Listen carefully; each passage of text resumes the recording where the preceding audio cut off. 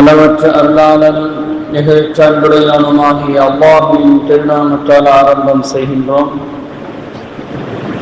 புகழ் அனைத்தும் அல்லாஹ் ஜல்ல ஷானஹு தஆலா அவனுக்கு உரித்தாகுக.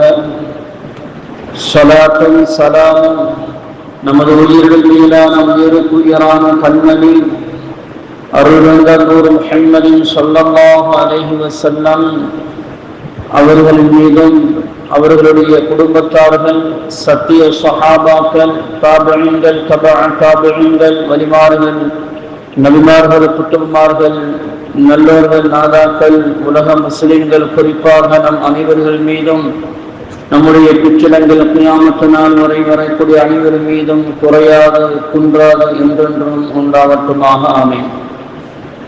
கண்ணியத்திற்குரிய இஸ்லாமியர்களே, அல்லாஹ் ஜல்ல ஷானஹு தஆலா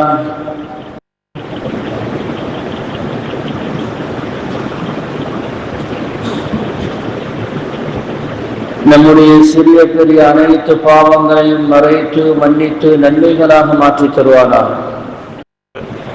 நமது உயிரிடும் மேலான உயிருக்குயிரான கண்மணி அருள்வேந்தர் முஹம்மதின் ஸல்லல்லாஹு அலைஹி வஸல்லம் அவர்களுடைய அன்பையும் ஷஃபாஅத்தையும் அவர்களுடனும் இறை நெருக்கத்தை பெற்ற நல்லடியார்களுடனும் இம்மையிலும் மறுமையிலும் சேர்ந்து வாழும் பெருபாக்கியத்தை வல்ல ரஹ்மான் நமக்கும் நம்முடைய சந்ததிகளுக்கும் தந்தல் புரிவானார்.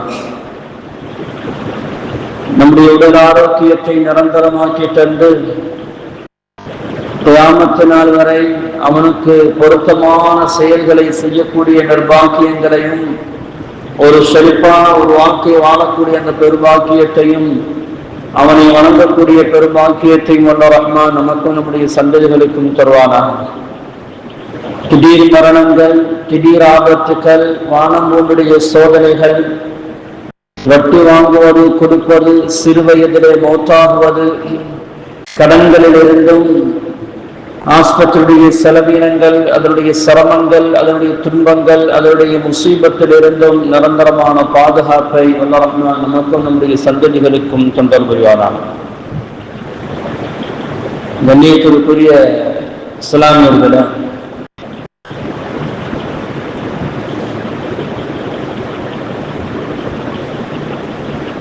உலகத்தில எந்த பொருளும் இது எனக்கு சொந்தமானது என்று யாரும் சொல்லிவிட முடியாது. சிறிது காலம் அவரிடத்தில் இருக்கும், சில காலம் கழித்து அது வேளாண்ட போயிடும். இதுதான் உலகத்துடைய நியதி.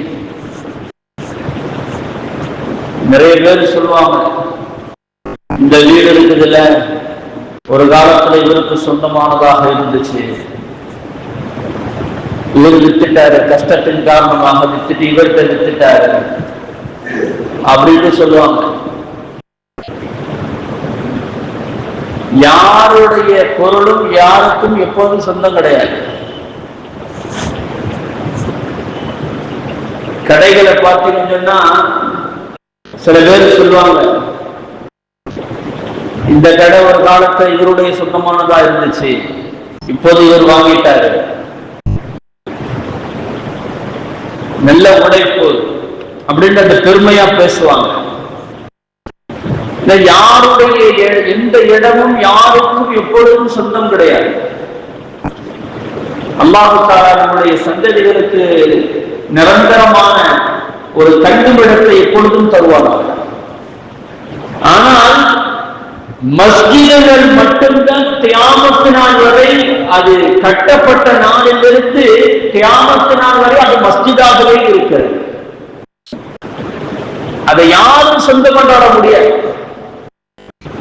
வேண்டுமென்றால் நிர்வகிக்கலாம், யாராவது ஒரு ஆள் நிர்வகிப்பது கூட அவருக்கு நான் உரிமைப்பட்டவன் என்று சொல்லிவிட முடியாது. கட்டியவர் வக்ஃபு செய்து விட்டார். வக்ஃபுனா என்ன? வக்ஃபு அப்படின்னு சொன்னா நிறுத்தி வைக்கிறது அர்த்தம். வக்ஃபுனா நெல். நீங்க அரபு நாட்டில் போனவர்கள் பார்க்கலாம், வக்ஃபு ஸய்யாரா அப்படின்னு. இந்த இடத்துல வாகனங்கள் நிறுத்தலாம், அல்லது லா வக்ஃபு ஸய்யாரா அப்படின்னா இந்த இடத்துல வாகனங்கள் நிறுத்தக்கூடாது எழுதி வச்சிருப்பாங்க. வக்ஃப்னா நிறுத்துறது, அதாவது அன்று வரை அதற்கு முன்னால் என்னுடைய பயன்பாட்டில் இருந்த இந்த சொத்தை அல்லாஹ்வுக்காக நான் நிறுத்தி வைத்து விட்டேன். இனிமேல் இந்த சொத்துக்கும் எனக்கும் எந்த சம்பந்தமும் இல்லை. அது முழுக்க முழுக்க அல்லாஹ்வுக்கு சொந்தமானது என்று ஒரு மனிதன் தன்னுடைய சொத்தை அல்லது அந்த கட்டி அந்த வீட்டை கட்டி அந்த பள்ளிவாசலை அல்லாஹ்வுக்காக வேண்டி ஒப்படைப்பதற்கு பெயர் தான் வக்ஃப் என்று சொல்லுவது. அன்றையில் இருந்த அந்த இடத்திற்கு பெயர், அந்த கட்டிடத்திற்கு பெயர் மஸ்ஜிதுல்லாஹ். அது அல்லாஹ்வுடைய பள்ளிவாசல், அல்லாஹ்வுக்கு என்று சொந்தமானது. வஅன்னல் மஸாஜித லில்லாஹ், அல்லாஹ் குர்ஆனில் சொல்லி தருகிறார், பள்ளிவாசல் என்பது அல்லாஹ்வுக்கு சொந்தமானதுதான். அதை யாரும் சொந்தம் கொண்டாட முடியாது. அப்ப நான் கட்டி கொடுத்தேன், எங்க வாப்பா கட்டி கொடுத்தாரு, வாப்பாவோட வாப்பா கட்டி கொடுத்தாரு, அதனால நான் இந்த பொருளை எடுத்துட்டு போறேன், ஒரு செங்காய்களை எடுத்துட்டு போறேன். இல்ல எங்க வாப்பா வந்து இந்த ஓட்ஸ், அதாவது என்ன சொல்லுவாங்க, அந்த தண்ணி அடிக்கிற அந்த பைப்பு, என்ன இது மாப்பாவுடைய காலத்துல சும்மா தானே கிடக்குது, மூளையில தானே கிடக்குது, எங்க வீட்டுக்கு அதை பயன்படுத்தி எடுத்துட்டு போறேன். எதுவும் செய்ய முடியாது, யாரும் அதை சொந்தம் கொண்டாட முடியாது. பள்ளிவாசலுக்கு வாங்கி போட்ட பொருள் அது பள்ளிவாசலுக்கு உரியதுதான். அது வாங்கி போட்டவர் நான் பிற்காலத்தில் நான் பயன்படுத்திக் கொள்ளலாமா? எடுத்துக்கொள்ள முடியாது. ஆனால் பள்ளிவாசல்ல ஒரு பொருள் இருக்கிறது, அது வேறு எங்கேயாவது எடுத்து போய் பயன்படுத்த முடியுமா? முடியாது. அது பள்ளிவாசலுக்கு மட்டும் சொந்தமானது. ஃபுகஹாக்கள் சொல்லி தருவார்கள், பள்ளிவாசல்ல ஒரு கூட்டுமாறு இருக்கு, அது தேங்கி போச்சு, சரி இதை ஒரு ஏழை வீட்டுக்கு கொடுக்கலாமான்னா கொடுக்க கூடாது. அதை ஒரு குப்பையில தூக்கி போட்டாலும் அல்லது ஒரு கிணத்துல தூக்கி போட்டாலும், இப்ப இது விரிப்பே இருக்குது, இது வீணா போச்சு, சரி அப்பா யாராவது ஒரு ஆளுக்கு ஏழை வீட்டுக்கு அவங்க வீட்டுல விரிக்கிறதுக்கு ஒண்ணுமே இல்லை, கொடுத்துடலாம் அப்படின்னா கொடுக்க முடியாது. ஆனா யாராவது ஏலத்திற்கு விலைக்கு வாங்கிட்டு போகலாம்.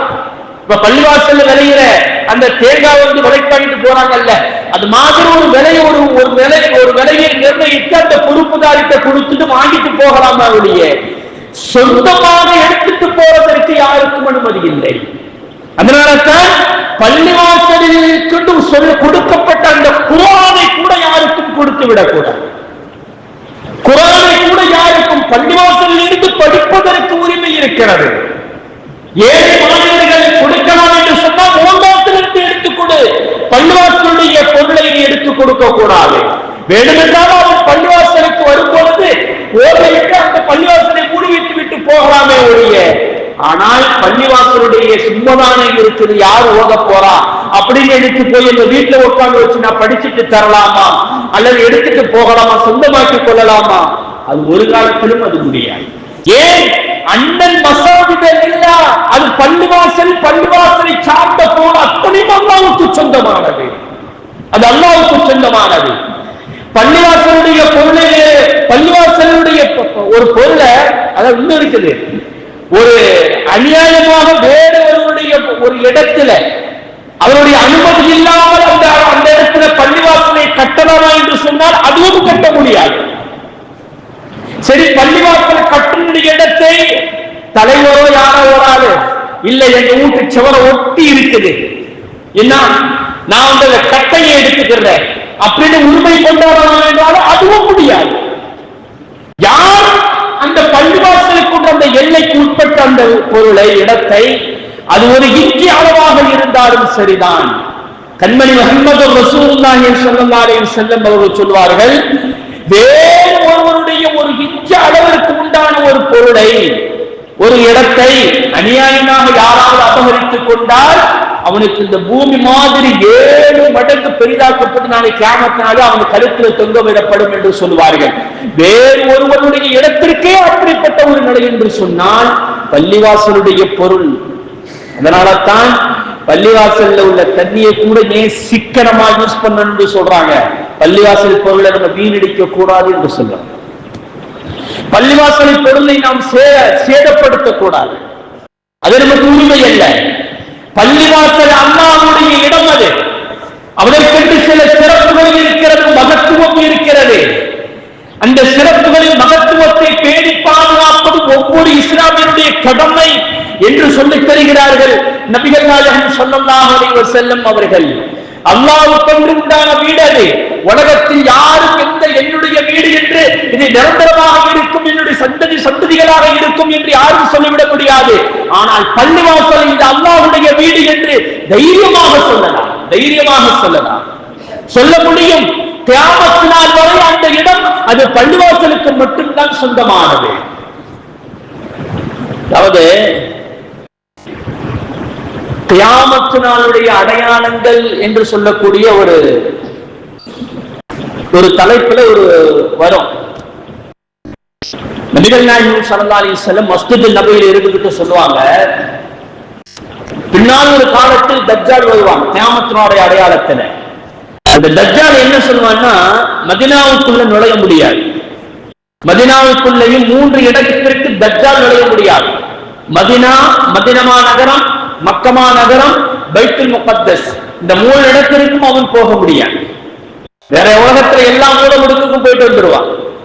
அப்ப மதீனா நகரத்துடைய அந்த எல்லைக்கு அப்பாறு அவன் நின்று கொண்டு சொல்லுவான், இதோ உயரமாக தெரிகிறது இந்த மாளிகை, இது யாருக்கு சொந்தமானது?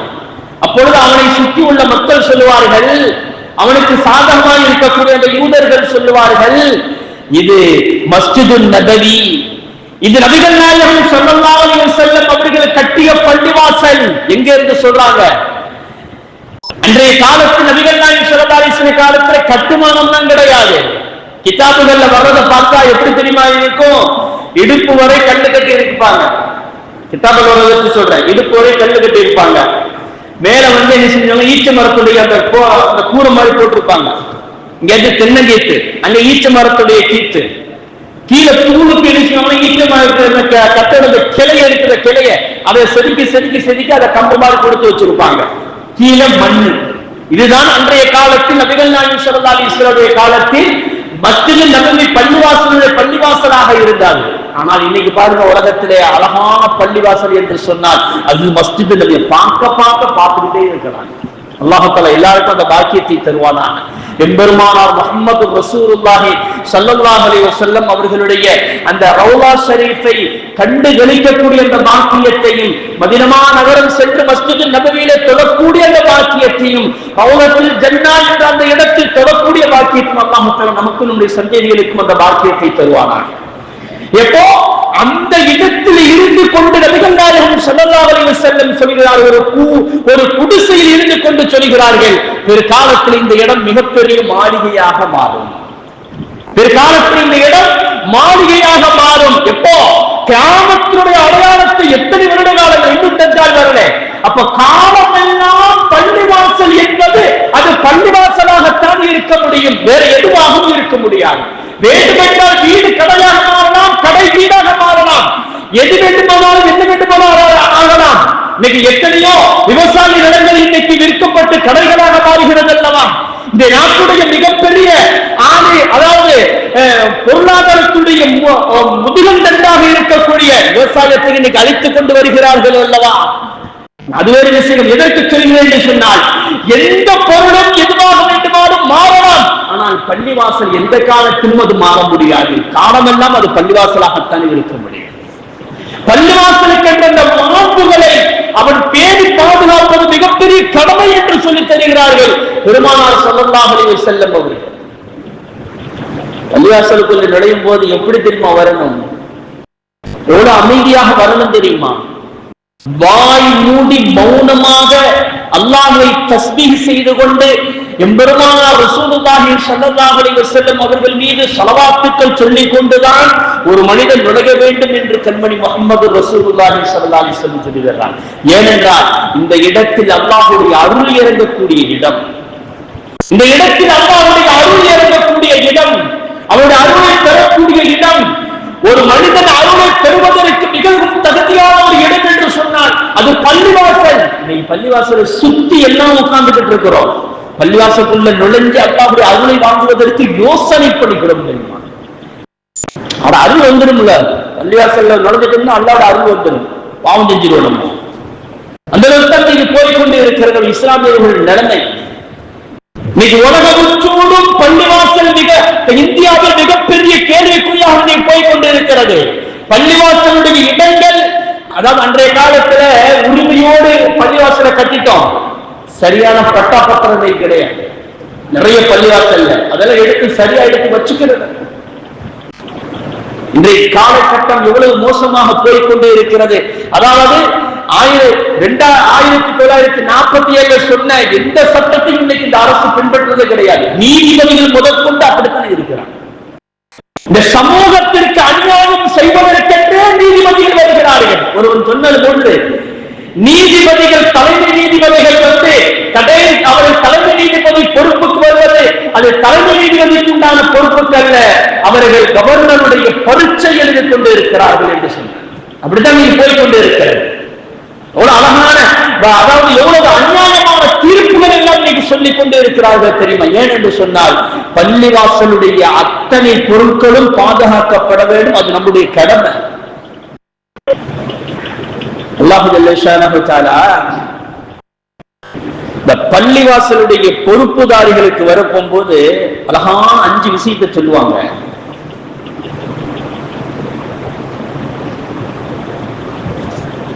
அஞ்சு விஷயத்தை அல்லாஹ் ஜல்ல ஷானஹு தஆலா சொல்லுவான். இன்னமா யஹ்முரு மஸாஜிதல்லாஹி, பள்ளிவாசலை நிர்வகிக்கக்கூடியவர்கள் எப்படி இருக்க வேண்டும் தெரியுமா? யார் பள்ளிவாசலுக்கு நிர்வகிக்க வர வேண்டும் தெரியுமா? சும்மா ஏப்பஸ் அப்பையெல்லாம் வந்துட முடியாது. பள்ளிவாசல் பொறுப்புக்கு நான் தான் ஆசைப்படுறேன், நான் தலைவனா வரணும் அப்படி நிமித்துக்கிட்டு போறதுக்கு எல்லாம் இங்க வரக்கூடாது. எப்படி இருக்கணும் தெரியுமா? அல்லாஹ்வுக்காக வேண்டிய அர்ப்பணம் செய்யக்கூடியவனையாக இருக்க வேண்டும். அவன் தான் பள்ளிவாசல் பொறுப்புக்கு வரணும். ஒரு அழகா செய்வான் தெரியுமா? வார்த்தைகளை கவனித்து பாருங்களேன். மன் ஆமன பில்லாஹ், அவன் யாரு தெரியுமா? பள்ளிவாசலுக்கு பொறுப்புக்கு வரக்கூடியவன் யாரு தெரியுமா? அல்லாஹ்வை கொண்டு ஈமான் கொண்டு இருக்க வேண்டும். எந்த இடத்திலும் அல்லாஹ்வுக்கு மாற்றமான ஒரு காரியம் நடப்பதற்கு பள்ளிவாசல் அனுமதிக்க கூடாது. அங்கே தடப்பட்டு விடக் கூடாது. அடையப்பா என் சொந்தக்காரன் தானே அப்படி இப்படி எந்த பிரச்சனைக்கும் அவன் ஈடுபடுத்தக் கூடாது. என் குடும்பத்துக்காரட்டு பேசக்கூடாது, எதையும் பேசக்கூடாது. அல்லாஹ்வை கொண்டு முழுமையான ஈமான் கொண்டு இருக்க வேண்டும். மறுமை நாளை கொண்டு அவன் ஈமான் கொண்டு இருக்க வேண்டும். அப்பொழுதுதான் சரியான தீர்ப்புகளை அவன் வழங்க முடியும். அல்லாஹ்வுடைய அச்சம் இருக்கணும். அடுத்து அல்லாஹ் சொல்றார், சொல்லக்கூடியவனாக இருக்கணும். நிறைய ஊர்கள்ல பாருங்கள தலைவரை பள்ளியாசல்ல பார்க்க முடியாது. பஞ்சாயத்து நடக்கும்போது பஞ்சாயத்து போர்ட்ல தான் பார்க்க முடியும். பஞ்சாயத்து நடக்குதுன்னா ஞாயிற்றுக்கிழமை பஞ்சாயத்து, வெள்ளிக்கிழமை பஞ்சாயத்து, பஞ்சாயத்துல தான் தலைவரை பார்க்க முடியும். பள்ளிவாசலுக்கு வரக்கூடியவர்களாக இருக்க வேண்டும். ஏனென்றால் மக்களோடு மக்களாக கலந்திருக்க வேண்டும். மக்களுடைய மனங்களை புரிந்து கொள்ளக்கூடியவர்களாக இருக்க. பள்ளிவாசல் வந்தால் எல்லா குண மக்களையும் பள்ளிவாசல் தான் பார்க்க முடியும். யாராருக்கு என்னென்ன குணங்கள் பள்ளிவாசல் வந்து பார்த்தா தெரிஞ்சு, பழைய போனா தெரிஞ்சு போயிடும் யாராருக்கு என்னென்ன குணங்கள். அப்ப பள்ளிவாசலுக்கு வந்து மக்களுடைய குறைகள் என்ன, மக்களுக்கு என்ன தேவைகள் இருக்கிறது என்று பார்க்கக்கூடிய பக்குவம் உடையவராக இருக்க வேண்டும். அடுத்து அல்லாஹ் சொல்லக்கூடிய வார்த்தை எழுதின 4வதாக சொல்றான், பணக்காரனாக இருக்கிறது.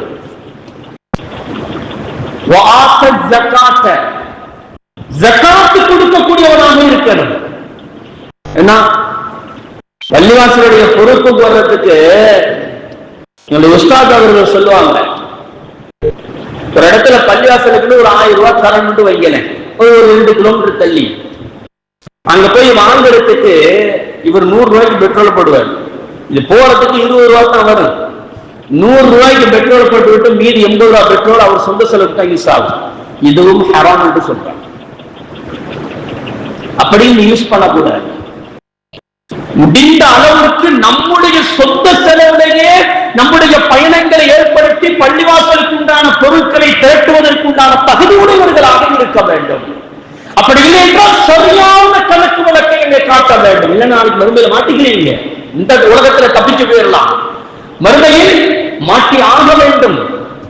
ஏன்னா அல்லாஹ்வுக்கு சொந்தமான பொருள் அது, உங்களுடைய சொத்து அல்லது, உங்களுடைய பொருள் அல்ல, அல்லாஹ்வுடைய சொத்து. இந்த பள்ளிவாசலுடைய காம்பவுண்டுக்குள்ள ஒரு சின்ன துரும்பு கடந்தாலும் அதை தன் இஷ்டத்திற்கு எடுத்து யாரும் யூஸ் பண்ணுவதற்கு யாருக்கும் அனுமதி கிடையாது. அப்ப பணக்காரராக இருக்க வேண்டும், இந்த பள்ளிவாசலுடைய சொத்துக்கள் மீது ஆசைப்படாதவர்களாக இருக்க வேண்டும்.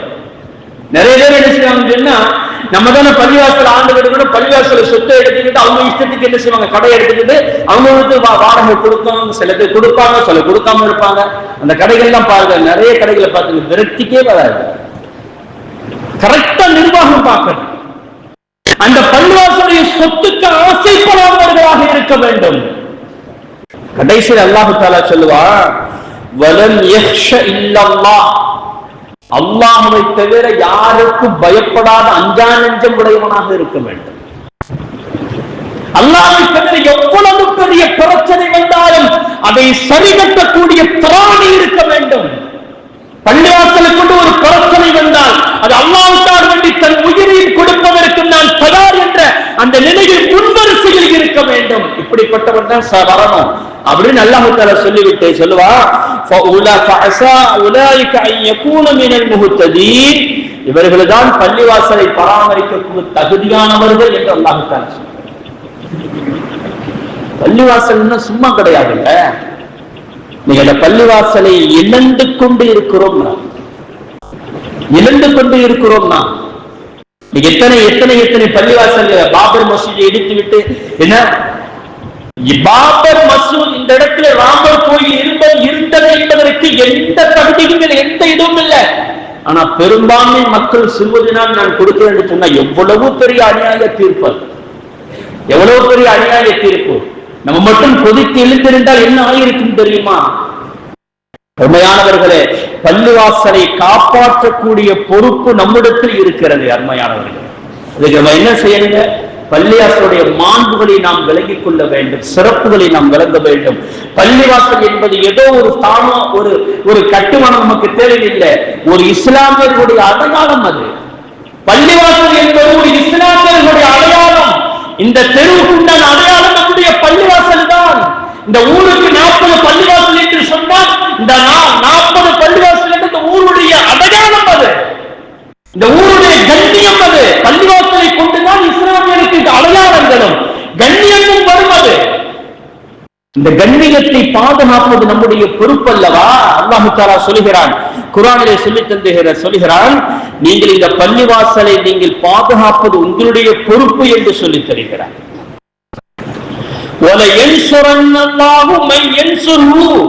நீங்கள் அல்லாஹ்வுடைய பள்ளிவாசலுக்கு நீங்கள் உதவி செய்யுங்கள், அல்லாஹ் உங்களுக்கு உதவி செய்வார். நீங்கள் பள்ளிவாசலுக்கு நீங்கள் உதவி செய்யுங்கள், அல்லாஹ் உங்களுக்கு உதவி செய்வான் என்று அல்லாஹ் தஆலா சொல்றான். ஆகவே அல்லாஹ்வின் நல்லடியார்களே, பள்ளிவாசலை நாம் சாதாரணமாக நினைத்து விட முடியாது. அதாவது தக்வா எப்படி இருக்கணும், உறுதி எப்படி இருக்கணும் அப்படிங்கிறதுக்கு ஒரு சின்ன உதாரணம் சொல்றேன். அப்துல் முத்தலிப், ஆபிரகாம் லிங்கம் என்று சொல்லக்கூடிய மிகப்பெரிய ஒரு யானைப்படையை கொண்டு ஒரு அரசன் கஅபத்துல்லாவை இடிக்கிறதுக்காண்டி வர்றாங்க. கஅபத்துல்லாவை இடிக்கிறதுக்காண்டி வர போகும்போது அவர் ஊருடைய எல்லையில உட்கார்ந்துட்டார். ஊர் மக்கள் எல்லாம் பயந்துக்கிட்டு ஓடி போய் அவங்கவுங்க மலையில போய் ஒளிஞ்சுக்கிட்டாங்க. ஊரை விட்டு அவுட்ராகி ஒளிஞ்சுக்கிட்டாங்க. இவங்க பார்த்தாங்க, ஊருக்குள்ள யாருமே எதிர்ப்பு தெரிவிக்கல. அரசாட்ட சொல்றாங்க, சிப்பாய்கள் சொல்றாங்க, அப்படியா ஊருடைய நாட்டாம யாரப்பா? அப்துல் முத்தலிப். அவருடைய ஒட்டகத்துல பிடிச்சிட்டு வாப்பா அப்படின்னா அவருடைய ஒட்டகத்துல பிடிச்சிட்டு வந்தாச்சு. இப்போ அப்துல் முத்தலிப் வர்றாரு. வந்து சொன்னாரு, வந்து சொன்னாங்க, யார்? நபிகள் நாயகம் ஸல்லல்லாஹு அலைஹி வஸல்லம் பாட்டனார். இந்த மாதிரி என்னுடைய ஒட்டகத்தை எல்லாம் உங்களுடைய சிப்பாய்களை பிடிச்சிட்டு வந்துட்டாங்க, என்னுடைய ஒட்டகங்கள் இன்றைக்கு வேணும் என்று. அப்ப ஆபிரகாம் லிங்கம் சொல்கிறார், நான் எதற்கு வந்திருக்கிறேன் தெரியுமா? நான் என்ன செய்து கொண்டு எதற்காக முகாமிட்டு இருக்கிறேன் உனக்கு தெரியுமா அப்படின்னு. தெரியும். நீ காபத்துல்லாவை இடிக்க வேண்டும் என்று வந்திருக்கிறாய். காபத்துல்லா என்பது என்னுடைய சொத்து அல்ல, சொல்லக்கூடிய வார்த்தையோட ஆகாத வார்த்தை பாருங்க. காபத்துல்லா என்பது எனக்கு சொந்தமான சொத்து அல்ல, அது அவனுக்கு, அந்த சொத்துக்கு எவன் சொந்தக்காரனோ அவன் பார்த்துக்குமா உன்னைய. உன்னுடைய ஒட்டகம் என்பது என்னுடைய சொத்து, அந்த சொத்தை எனக்கு தாப்பா, நான் போயிட்டே இருக்கிறேன் தாங்க. இதுதான் தக்வாவுடைய மிக உச்சக்கதையான, ஒண்ணுமே முடியலன்னு வைக்கல. இதுதான் பாபர் மசூதியில் நடந்தது. பாபர் மசூதியை ஏன் நாம் விட்டுக் கொடுத்தோம் என்று சொன்னால், அதற்காக நான் சொல்ல வர்றேன். பாபர் மசூதியை ஏன் நம்ம விட்டுக் கொடுத்தோம் என்று, முடியும் நம்மனால, முடியாதுன்னு ஒண்ணு கிடையாது இந்த நாட்டுல. முடியும் நம்மனால, முடியாது என்பது இந்த உலகத்தில் இல்லவே இல்லை இஸ்லாமியர்களை பொறுத்தவரை. ஏன்னா அல்லாஹ் தஆலா சொல்லக்கூடிய ஒரு வார்த்தை, வலம் யஹ்ஷ இல்லல்லாஹ், அல்லாஹ்வை தவிர யாருக்கும் பயப்படாதவன் இஸ்லாமியன். இறங்க வேண்டும் என்று சொன்னால் நம்மளால முடியும். ஆனால் நாம் இதேதான் அன்னைக்கு அப்துல் முத்தலிப் சொன்ன ஒரே ஒரு வார்த்தை, அது அல்லாஹ்வுடைய பள்ளிவாசல் முடியலைன்னா கொந்தளிப்பு. அந்த பள்ளிவாசல் என்பது, பள்ளிவாசலை விட்டு மிகப்பெரிய குழப்பங்கள், மிகப்பெரிய பித்னாக்கள், கொலைகள், கொள்ளைகள், அடித்தடிகள், அது வந்துவிடக் கூடாது என்பதற்காக வேண்டி நம்ம விட்டுக் கொடுத்தோம். அது வந்துடக்கூடாது. பள்ளிவாசலை கட்டியவன் அவனுடைய இடம் அது, அவன் பார்த்துக் கொள்வான். கடைசியில் என்ன ஆச்சு தெரியுமா? நிறைய பேர்களுக்கு அது இடித்தவனுக்கெல்லாம் கால் விளங்காம போச்சு, கை விளங்காம போச்சு. இன்னும் சொல்ல போனா பாபர் மசூதி இருந்த இடத்துல கட்டடமே கட்ட முடியும், ராமர் கோயில் அந்த இடத்துல கிடையாது. எப்படிப்பட்ட ஒரு மிகப்பெரிய ஒரு இதை கொடுத்தான் தெரியுமா? அப்போ அப்துல் முத்தலிப் சொன்னாங்க, என்னுடைய பொருளை எந்த தந்திருப்பா, அந்த இடம் அவனுக்குரியது, அவன் பார்த்துக்குவான் அப்படின்னு சொல்லிட்டு. கடைசியில் அந்த சரித்திரம் தெரியும். அலங்கர கைஃப என்ற அந்த சூரா அதற்கு தான் இறக்கப்பட்டு, ஆபிரகாம் லிங்கம் என்பவன் யானைப்படையை கொண்டு வந்தான். அதுல மஹ்மூத் என்று சொல்லக்கூடிய ஒரு யானை, அந்த யானையில தான் அவன் ஏறி உட்கார்ந்து வந்தான். அந்த மஹ்மூத் என்ற அந்த யானை காபத்துல்லாவை நோக்கி திருப்பினா, அது அவன் ஊரு திசையின் பக்கம், மாற்று திசையின் பக்கம் அது திரும்பி போய் கொண்டிருந்தது. கடைசியில் அல்லாஹு தஆலா அபாபில் என்ற சின்ன சிட்டுக்குருவியை விட ஒரு பறவையை அனுப்பி அதனுடைய அந்த ஒரு சுடப்பட்ட கல் அப்படின்னு சுடப்பட்ட கல்லை அல்லாஹ் தஆலா தீக்கி போட வச்சு, அது காஸ்பின் மஅகூல், தின்னப்பட்ட வைக்கோலை போன்றவர்கள் மாறிவிட்டார்கள் என்று அல்லாஹ் சொல்றான். அணு ஆயுதம் தயாரிக்கப்படும் என்பதை அல்லாஹ் குர்ஆன் அந்த ஆயத்தை கொண்டு தாங்க சொல்றான். எங்க சுடப்பட்ட கற்களை எப்பாவது சுட்டுக்கிட்டு இருந்தா தூக்கிட்டு வர முடியாது நம்மளால. ஒரு கல் இருக்குது, சுட்டுக்கிட்டு இருந்தா நம்மளால தூக்கிட்டு வர முடியுமா? நம்மளால தூக்கிட்டு வர முடியுமா? தூக்கிட்டு வர முடியாது. சுட்டுச்சுன்னா நம்மளால தூக்கிட்டு வர முடியுமா? ஒரு சிட்டுக்குருவி ஒரு பொருளை தூக்கிட்டு வருதுன்னு சொன்னா அது சுட்டா தூக்கிட்டு வருமா? அப்போ அல்லாஹ் தஆலா அந்த இடத்தில் அது சுடாத அளவுக்கு பாதுகாத்து, இன்னைக்கு அணு ஆயுதம் உலகத்தில் மிகப்பெரிய ஆயுதம், மிகப்பெரிய அழிவை உண்டாக்கக்கூடிய ஒரு ஆயுதம். ஆனால் அதை மனிதர் கையில் தூக்குகிறான், சுமந்து வருகிறான், எல்லாம் செய்கிறான். அணு ஆயுதத்தை அன்றைக்கு தயாரிக்கப்படும் என்று அல்லாஹ் தஆலா சொன்ன ஆயத்து அந்த ஆயத்து. அது அல்லாஹ்வின் நல்லடியார்களே, நாம் பள்ளிவாசலுடைய மாண்புகளை நாம் பாதுகாத்துக் கொள்ள வேண்டும். எல்லாத்தையும் விட முக்கியமானது தலைவர்களுக்கு பொறுப்புகளை நான் சொல்கிறேன். பள்ளிவாசலுடைய அந்த பட்டா பத்திரம் ரொம்ப முக்கியமானது. அதனுடைய சரியான முறையில் நீங்கள் பட்டா பத்திரம் மக்ஃபூசுகளுடைய பொறுப்புதாரிகளுக்கு வரக்கூடியவர்கள் இதை நீங்கள் சரியாக எடுத்து வைத்துக் கொள்ளுங்கள். ஏனென்றால் நாட்டுடைய நிலைமை ரொம்ப மோசமாக போய் கொண்டிருக்கிறது. ஆகவே அல்லாஹ் நல்லடியார்களே, பள்ளிவாசலுடைய மஸ்ஜிதினுடைய மாண்புகளை நாம் பேணி பாதுகாக்க வேண்டும். மஸ்ஜிதுடைய கண்ணியத்தை நாம் பாதுகாக்க வேண்டும். அல்லாஹ் ரஹ்மான் இந்த பள்ளிவாசலை கியாமத் நாள் வரையில், உலகத்தில் இருக்கக்கூடிய எல்லா பள்ளிவாசல்களையும் கியாமத் நாள் வரையும் அது பள்ளிவாசல்களாகவே இருப்பதற்கு அல்லாஹ் தௌஃபீக் செய்வானாக. அது இஸ்லாமிய அடையாளத்தை எந்த சக்திகளும் முறியடித்து விடாமல் அல்லாஹ் அதை பாதுகாத்துக் கொள்வானாக. ஆகிரு தஅவானா அல்ஹம்துலில்லாஹி ரப்பில் ஆலமீன். அஸ்ஸலாமு அலைக்கும் வரஹ்மத்துல்லாஹி தஆலா வபரகாத்துஹு. நமது சேனலில் விளம்பரங்களுக்கு sunnaatruth@gmail.com